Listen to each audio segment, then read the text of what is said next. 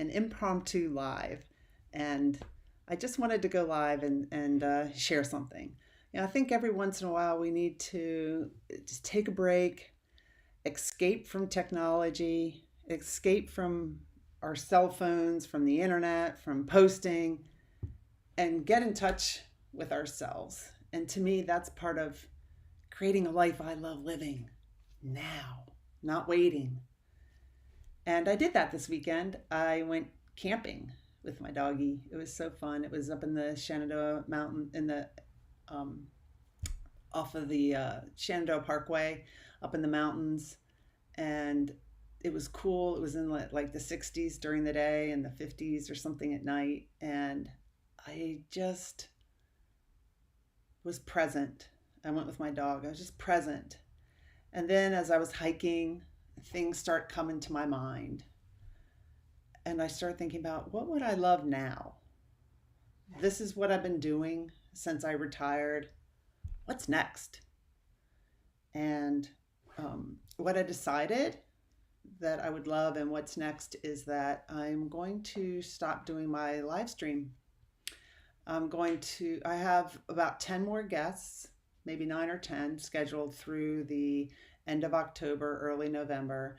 And then I'm going to take a break from that. I may come back. I may come back to the Onward Live. I may come back, publish an Onward podcast. I'm not really sure. But hi, Sonia. But that's what I decided to do, to create. I want to create more space for me, more space to hike, more space to camp, more space to just read a fun book, which I did when I was on my camping trip. More time to hang out with my parents. In fact, this morning I'm going to pottery class with my mom.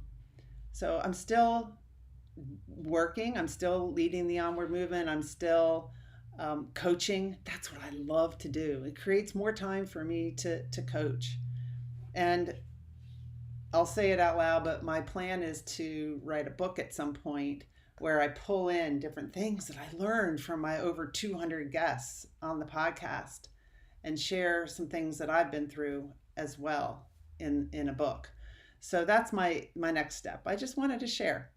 Onward Live is going to be ending soon, and I appreciate everybody's support of it. And so if you want to catch a live episode, I'm going live tonight, and just about, well, not next week because I'm going to visit my daughter in Denver, but just about every Wednesday between now and early November, I'll be going live, and then they're published as a podcast episode. So that is what retirement's for, Sonia. You're right. And it's, you know what? I know I'm not alone. It has been extremely hard for me to slow down.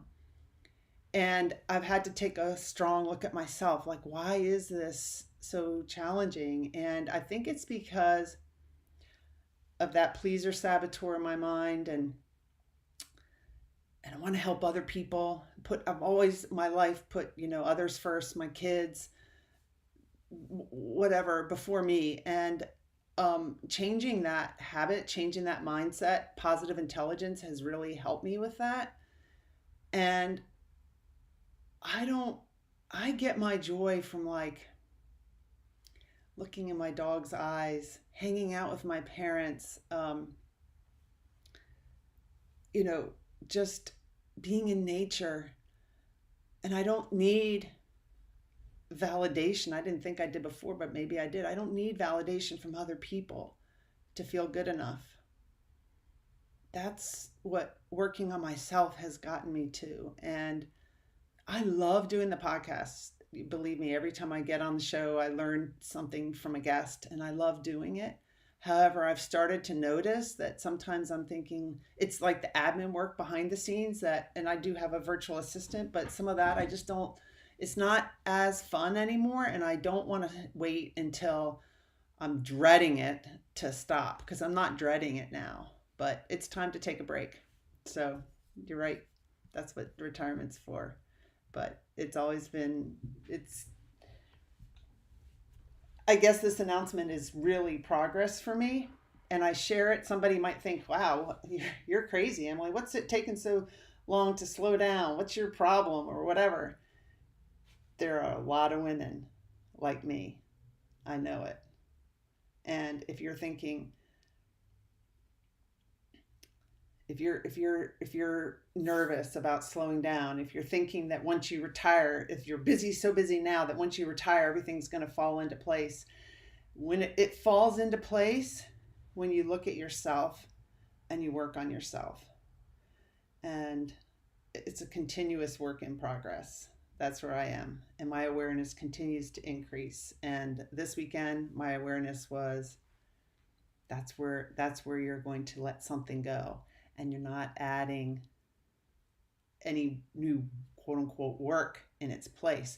You're letting it go, and you're adding more time to be. Because as one of my podcast guests, Udo Erasmus, said, when you do, you turn into do. And I'm learning to be comfortable with being, and it's awesome. All right, have a great day. I'm headed to pottery class with my mom. Our goal this class is to make a big bowl. We say that every year, every time a class starts. So hopefully we can do that. Thank you for watching. Bye, Sonia. Bye, Farrakay. Fakri, I think that's how you pronounce your name. But thank you for watching, and I'll be live again another time or later tonight on my podcast, which I'm looking forward to.